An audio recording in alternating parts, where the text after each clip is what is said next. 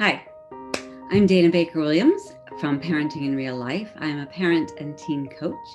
And today I'm going to talk about ADHD, but I'm going to answer some questions about it. One of which is it real? Can we really expect our children to just do this stuff? Can't they will it happen? And also, does it go away? Do they grow out of it? So I had a couple emails on this recently.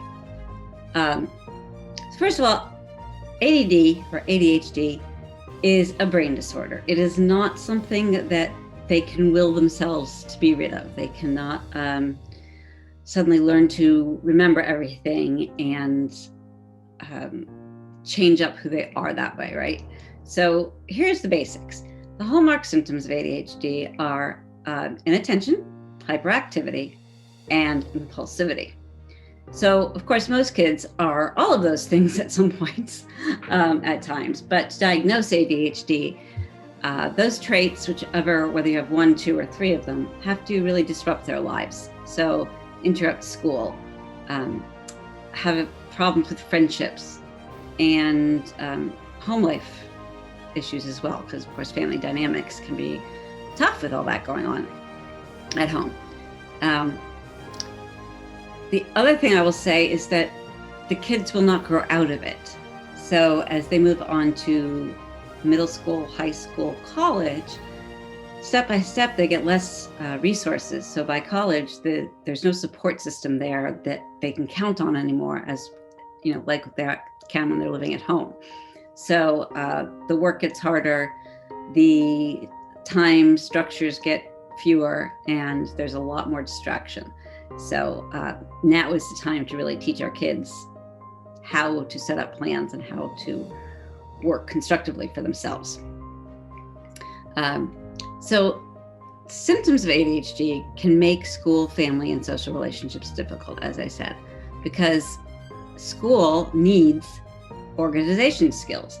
They need to be able to plan. They need to be able to keep things in their brain. They need to be able to remember to do their homework and remember to turn it in. They may lose homework. They may just forget about it. They can have difficulty organizing their things, but also just their thoughts, and have problems thinking ahead or planning. So it's also relatively common for kids with ADHD to also have learning disabilities like a memory processing disorder, or dyslexia, or anxiety. So while kids with ADHD don't have a specific thing about social skills that they're missing, it's more a factor of their impulsivity and their inability to regulate their own emotions. So they have big emotions, and that can be wearing on friendships. And if they don't read the room or be able to read the faces, right, then it's hard to know how you're being received. And that makes it difficult because the friends may get tired of that. So that's really the issue. Okay. What else do I want you to know? I guess you should know the great treatments that are available. So there's medication, and I know a lot of parents don't want to use medication for their kids, and I totally get that. I will say, however, that medication can really make a life-changing difference for the kids, but therefore for you and the family. So I would really recommend talking to your doctor about getting medication, because if you had something else, you'd get them the antibiotics, you'd get, the thing to fix their leg, whatever the case may be. And this is a brain disorder. Their brains look different in scans. They're just not wired the same way. And if there's something you can do to improve that for them and make their life easier, just to be able to get along in life better with more success, why wouldn't you do it, right? Okay, that's all I got to say about medication. Behavior therapy, so cognitive behavioral therapy, is really great for kids because it's talking about right now. What are your behaviors right now that you want to modify? How can we modify them? How can we modify how you're thinking? Can we give you tools to teach the social skills that you need to know, and waiting your turn, or sharing, or asking for help, right? Self-advocacy, really important. Cognitive behavioral therapy emphasizes that mindfulness and teaches children to be aware of what their thoughts and emotions are as a way to improve attention and focus from there. So it's a real godsend. And I think the combination of medicine and therapy, cognitive behavioral therapy, is really good. Of course, there's education and training, right? So they need to learn about their illness or their disorder. They need to be able to understand it, and the parents need to be able to understand it. And we need to be able to learn tools that can help the child learn new and positive behaviors. They respond much better to positivity and reward systems than they do to negativity and taking away things. So that's an important thing to note as you're parenting. The other thing is that you want to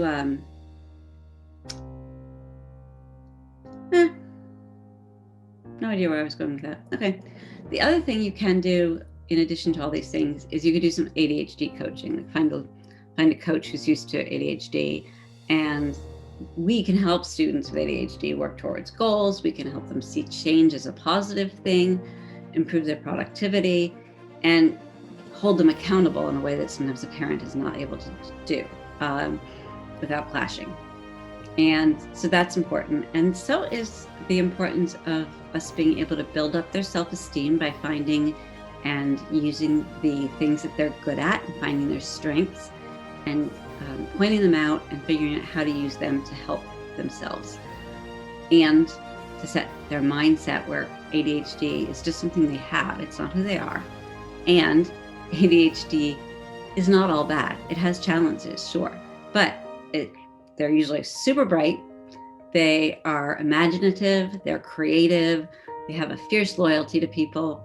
They're very much able to be present and enjoy the moment.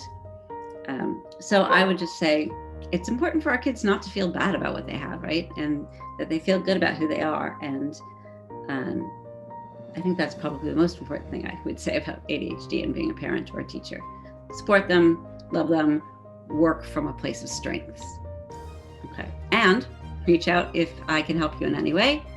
Dana at Parenting in Real Life, or go to my website, parentinginreallife.org.